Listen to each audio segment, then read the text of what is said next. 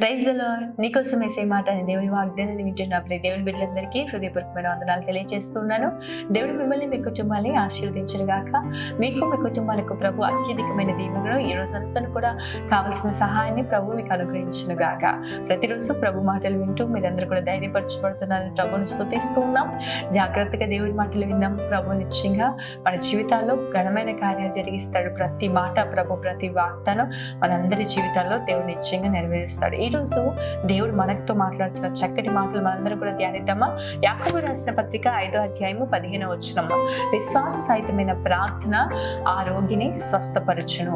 ఆమె నిశ్చయంగా ప్రియ దేవుని బిడ్డ, ప్రతి ఒక్కరి జీవితాల్లో స్వస్థత కోరుకుంటా ఉంటాం. బాగుపడాలి, నేను ఈ అనారోగ్యంతో, ఈ వ్యాధితో నేను ఉండకూడదు, ఈ బలహీనతతో నేను ఉండకూడదు, నా కుటుంబం ఇలా ఉండకూడదు. స్వస్థత అనేసరికి మన వ్యాధే కాదు, కానీ చాలా మంది కుటుంబాలు పాడైపోయి ఉంటాయి. వారి కుటుంబాలు బాగుపరచబడాలని కోరుకుంటారు.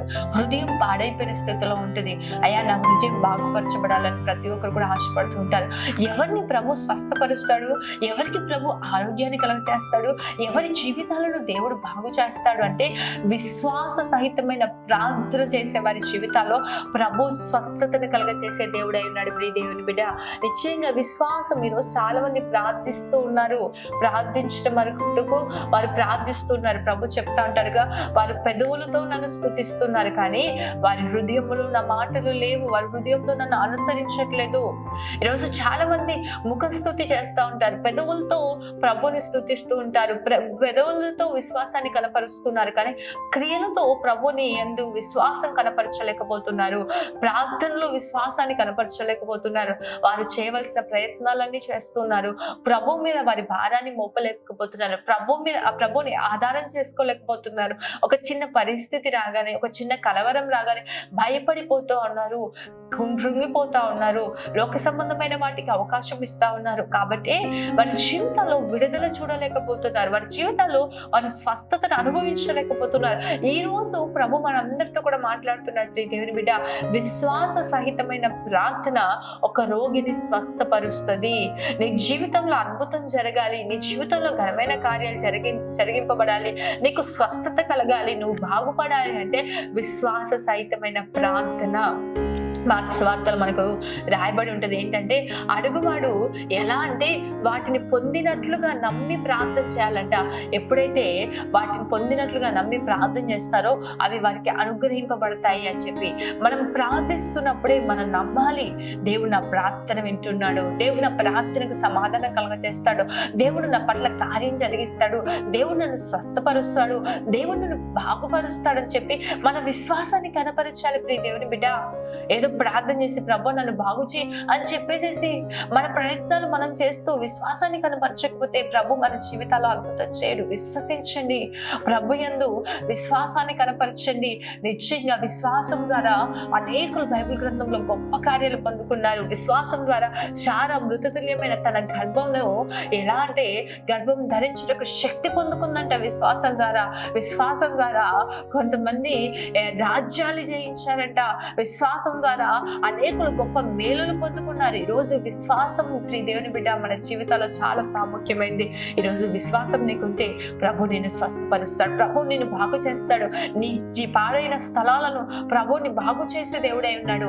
ప్రభు యందు విశ్వాసం ఉంచండి. బైబిల్ గ్రంథంలో అట్టి విశ్వాసాన్ని కనపరిచిన ఒక ముగ్గురు గురించి చెప్పి మనము ముగ్గురు గురించి ధ్యానించుకుందాం. చూడండి, మార్కు వార్త 5వ అధ్యాయం 34వ వచనంలో చూసినట్లయితే, రక్తస్రావం కలిగిన ఒక స్త్రీ మనకు అక్కడ కనిపిస్తా ఉంది. పైన వచనాల్లో తను అనేక మంది వైద్యుల దగ్గరికి వెళ్ళి తన కలిగినంత వ్యయం చేసుకొని విసిగిపోయిందంట. తనకున్న వ్యాధి నుంచి విడుదల కలగట్లేదు, తనకున్న పరిస్థితుల నుంచి విడుదల కలగట్లేదు. ఎప్పుడైతే ఆ పరిస్థితుల్లో తను ఉందో, ఏసీ ఆ మార్గం గుండా వెళ్తున్నప్పుడు ఆయన వస్త్రపు చెంగును ముట్టుకున్న చాలు, నేను వెళ్ళి స్వస్థత పొందుకుంటాను, నేను వెళ్ళి బాగుపరచబడతాను అని విశ్వసించింది. ఆయనకు వెళ్ళి డబ్బు ఇవ్వాలనో కానుక ఇవ్వాలనో కాదు, కానీ ప్రభు వస్త్రపు చెంగును ముట్టుకుంటే చాలు అనుకుంది. ఆ విశ్వాసంతోనే జనసమూహం బహుగా గుంపు కూడి ఉన్నారట. అనేకులు వచ్చి ఆయన మీద పడుతున్నారంట. అటువంటి సమయంలో ఆమె విశ్వాసంతో వెళ్ళి యేసయ్య వస్త్రపు చెంగును ముట్టుకొనగా యేసయ్యలోంచి ప్రభావం బయలు వెళ్ళినట్లుగా మనం చూస్తున్నాం. అప్పుడు యేసయ్య చెప్తున్న చక్కటి మాట చూడండి. అందుకు ఆయన, కుమారి, నీ విశ్వాసము నిన్ను స్వస్థపరచును, సమాధానం గలదానివై పొమ్ము, నీ బాధ నివారణ అయి నీకు స్వస్థత కలుగును గాక అని ఆమెతో చెప్పాను. ఆమె వెంటనే స్వస్థత పొందుకుంది. ఆమె విశ్వాసమే ఆమెకు స్వస్థత కలిగజేసింది. దేవుని బిడ్డ, ఆమె యొక్క నమ్మికే ఆమె జీవితాల్లో అద్భుతం జరిగించింది. అదేవిధంగా మనం చూసినట్లయితే కానాను స్త్రీ అనేక సార్లు ప్రభువును వెంబడిస్తా ఉంది. అయ్యా నా కుమార్తె అయ్యా వ్యాధితో ఉంది, దయ్యం పట్టిందిగా ఉంది, నా కుమార్తెను బాగు చేయంటే యేసయ్య ఆ మాటని వినట్లేదు, లెక్క చేయట్లేదు. ఆయన అంటా ఉంటాడు, నేను ఇశ్రాయేలులో నశించిన వారి యొద్దకు వచ్చాను తప్ప నేను పాపుల యొద్దకు రాలేదు అని చెప్పి అన్నప్పుడు ఆయన బ్రతిమలాడుతూ ఉంటది. యజమానుల పిల్లలు తినే ఆ రొట్టె ముక్కలను కుక్క పిల్లలకు వేయలేం కదా అంటే ఆ స్త్రీ అంటా ఉంటుంది, అయ్యా యజమానుని బల్ల మీద నుంచి పడే రొట్టె ముక్కలు కుక్క పిల్లలు తినొచ్చు కదయ్యా అని చెప్పి ప్రభు తన విశ్వాసాన్ని కనపరుచుకుంటుంది. విసుగగా ప్రార్థిస్తుంది, విసుగగా ఆయన్ని అడుగుతా ఉంది. ఆయన చెప్పిన చక్కటి మాట మనకు కనిపిస్తుంది. చూడండి, మత్తయి సువార్త 15:28 అందుకు యేసు, అమ్మా నీ విశ్వాసం గొప్పది, నువ్వు కోరినట్టే నీకు అవును గాక అని ఆమెతో చెప్పాను. ఆ ఘడియలోనే ఆమె కుమార్తె స్వస్థతను ఉందెను.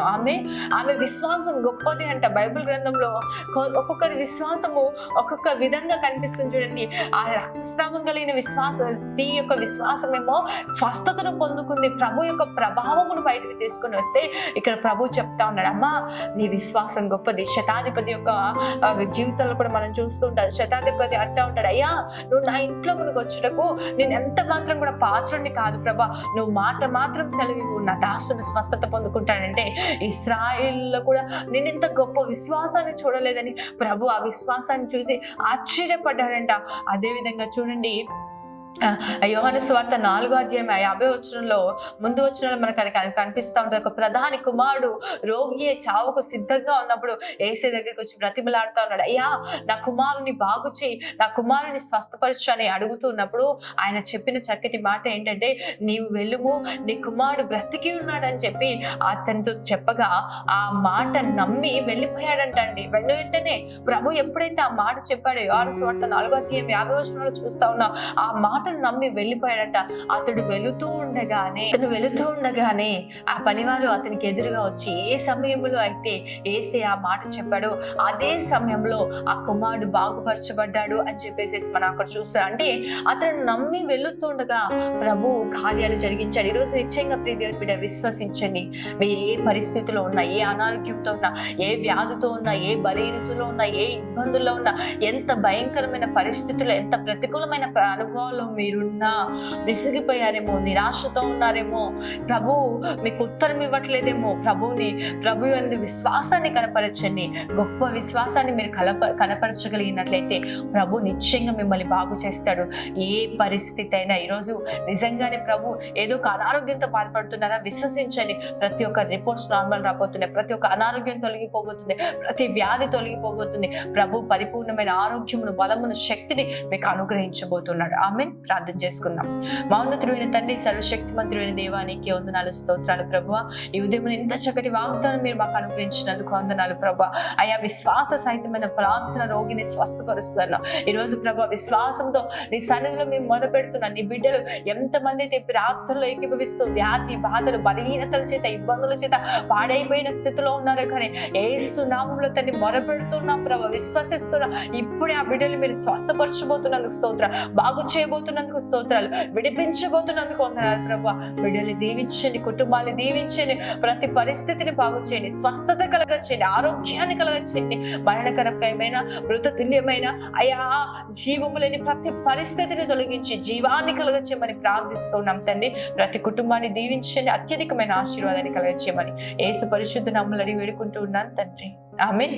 దేవుడు మిమ్మల్ని, మీ కుటుంబాన్ని ఆశీర్వదించి అత్యధికమైన దీవెన ప్రభువు మీకు కలగచేయును గాక. ఆమేన్. God bless you.